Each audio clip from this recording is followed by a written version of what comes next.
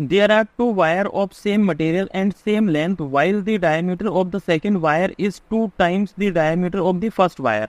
सबसे पहले यहाँ पे देखिए सेम मटेरियल बोला गया है, सेम मटेरियल बोला है, इसका मतलब ये है सेम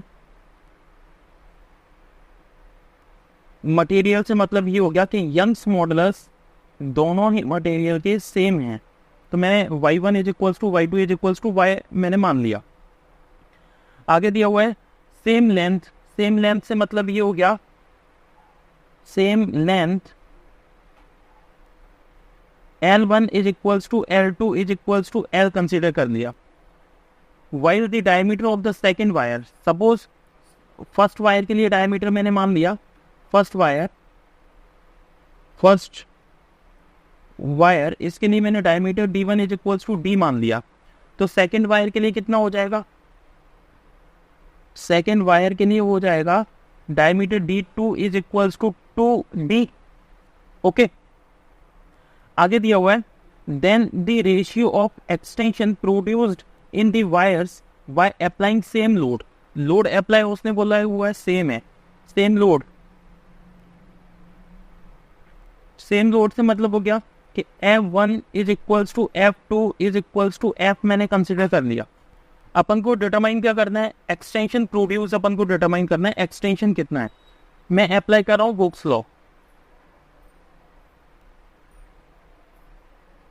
हुक्स लॉ के according stress is equals to होता है Young's modulus into strain. Stress को मैं लिख सकता हूँ force upon area is equals to y into strain means delta L change in length upon original length. यहाँ से अगर मैं चेंज इन लेंथ डिटरमाइन करूँ तो delta L is equals to आएगा F L upon A into Y. Area को मैं क्या लिख सकता हूँ सर्कुलर वायर के लिए, सर्कुलर वायर के लिए मैं लिख सकता हूँ delta L is equals to F L upon area को मैं लिख रहा हूँ π/4 D स्क्वायर इंटू वाई।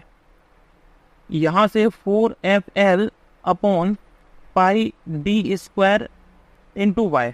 एक चीज़ देखिए यहाँ पे 4 एक कांस्टेंट है, F कांस्टेंट है क्योंकि दोनों ही वायर पर सेम लोड लग रहा है। L कांस्टेंट है क्योंकि दोनों की लेंथ उसने सेम दे रखी है, देखिए लेंथ सेम है, सेम मटेरियल दे रखा है इसलिए y1 एंड y2 ये y सेम है। मीन्स यहाँ से अगर मैं देखूँ तो delta L is direct inversely proportional to square of diameter है। अगर मैं रेशियो डिटरमाइन करूं तो फॉर फर्स्ट वायर के लिए मैं लिख सकता हूं डेल्टा L1 और सेकेंड वायर के लिए delta L2 is equals to यहाँ आ जाएगा D2 का स्क्वायर अपॉन D1 का स्क्वायर। D1 एंड D2 दे रखा है, देखिए D1 की वैल्यू दे रखी है D और D2 की वैल्यू दे रखी है 2D। तो मैं यहाँ पे वैल्यू पुट कर रहा हूँ delta L1 upon delta L2 is equals to 2D का स्क्वायर अपॉन D का स्क्वायर इज इक्वल्स टू ये आ गया 4y1। यहाँ से delta L1 ratio delta L2 is equals to आ गया 4:1। इसमें अगर मैं ऑप्शन मैच कराऊं तो देखिए option D is the correct answer, option D is the correct answer. D means Delhi. Thank you.